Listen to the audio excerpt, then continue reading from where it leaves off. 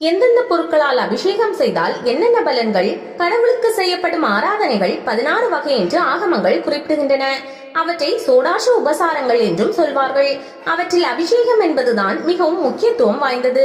தமிழில் குடமுழுக்கு என்று சொல்லப்படும் கும்பாபிஷேகம் என்பது எந்த ஒரு தெய்வத்தின் ஆன்மீக ஆற்றலையும் நிலைப்படுத்தி தரும் வகையில் 12 ஆண்டுகளுக்கு ஒரு முறை நடத்தப்படுகிறது. சாமி விக்கிரகங்களுக்கு நல்லெண்ணெய், பஞ்சகவ்யம், பஞ்சாமிர்தம், நெய், பால், தேன், கரும்பு சாறு, பழரசம், இளநீர், சந்தனம், சுத்த நீர் ஆகியவற்றால் அபிஷேகம் செய்யப்படுவது வழக்கம்.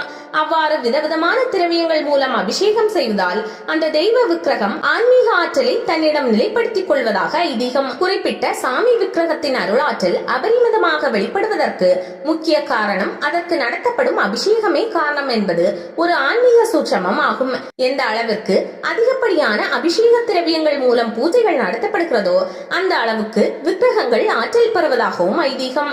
அதன் மூலம்தான் அந்த சிலா விக்கிரகத்திற்கு கீழே பிரதிஷ்டை செய்யப்பட்ட எந்திர தகடுகள் மூலம் தொடர்ந்து ஆன்மீக ஆற்றல் கோவில் கருவறையில் இருந்து வெளிப்படும். அவ்வகையில் அபிஷேகம் செய்யப்பட்ட தீர்த்தங்களை பக்தர்கள் தங்கள் தலையிலும் உடலிலும் தெளித்துக் கொண்டு புத்துணர்ச்சி பெறுகிறார்கள். அந்த தீர்த்தம் நிரந்தரமாக சேமிக்கப்பட வேண்டும் என்பதற்காக கருவறையில் இருந்து கோமுகம் வழியாக அந்த அபிஷேக தீர்த்தம் நேராக கோவில் திருக்குளத்தை சென்று அடையும் வகையில் ஏற்பாடு செய்யப்பட்டிருக்கும். ஆகம விதிமுறைகளின்படி எந்த ஒரு அபிஷேகமாக இருந்தாலும் குறைந்தபட்சம் அது ஒரு நாளிகை, அதாவது 24 நிமிடங்கள் செய்யப்பட வேண்டும். சம்பந்தப்பட்ட கோவிலில் கடைபிடிக்கப்படும் பூஜை சம்பிரதாயங்களுக்கு உட்பட்டு இந்த கால அளவு கூடுதலாகவும் இருக்கும். அபிஷேகம் செய்யப்படும் பொருளுக்கு ஏற்ற பலாபலன்களை அந்த தெய்வ மூர்த்தம் அனுக்கிரகம் செய்வதாக சம்பிரதாயம். அந்த வகையில் எந்தெந்த பொருட்களை அபிஷேகம் செய்தால் என்னென்ன பலன்கள் கிடைக்கும் என்பது குறித்து ஆகமங்கள் குறிப்பிட்டுள்ளன. அபிஷேக பொருட்களும் பலன்களும்: சுத்தமான நீரால் இறைவனுக்கு அபிஷேகம் செய்தால் மனம் சாந்தி அடையும். நல்லெண்ணெய் கொண்டு அபிஷேகம் செய்தால் பக்தி ஏற்படும். சந்தனாதி தைலம் மூலம் அபிஷேகம் செய்தால் தேக சுகம் உண்டு. வாசனை திரவியங்கள் மூலம் அபிஷேகம் செய்தால் ஆயுள் வலிமை. மஞ்சள் பொடி அபிஷேகம் என்பது ராஜவசியம் ஏற்படுத்தும். நெய் அபிஷேகம் செய்தால் மோட்சம் கிடைக்கும். பஞ்சாமிர்த அபிஷேகம் என்பது தீர்க்காயுள் அளிக்கும். தேன் அபிஷேகம் செய்தால் சங்கீத ஞானம் ஏற்படும். வாழைப்பழம் அபிஷேகம் செய்தால் விவசாய லாபம் உண்டு.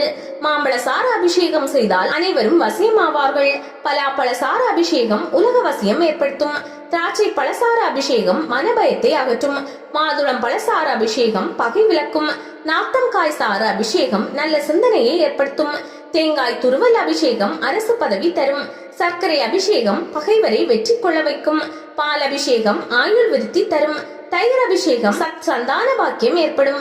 இளநீர் அபிஷேகம் புத்திர பாக்கியம் கிடைக்கும். கரும்பு சார அபிஷேகம் சாஸ்திர ஞானம் ஏற்படுத்தும். அரிசி மாவு பொடி அபிஷேகம் பிறவிப்பிணி அகற்றும். பஞ்ச கவ்யம் அபிஷேகம் பாவநிவர்த்தி ஏற்படுத்தும். எலுமிச்சை பழசார அபிஷேகம் யமபயத்தை அகற்றும். விபூதி அபிஷேகம் ஞானம் தரும். சந்தனம் அபிஷேகம் செல்வ வளத்தை ஏற்படுத்தும். கஸ்தூரி அபிஷேகம் வெற்றி கிடைக்கும். கோரோசனை அபிஷேகம் ஜபம் சித்தி ஆகும். மேற்கண்ட விவரங்களின்படி தங்களுடைய பிரார்த்தனைகள் நிறைவேறுவதற்கு பக்தர்கள் அந்தந்த அபிஷேகங்களை செய்து பலன் பெறலாம்.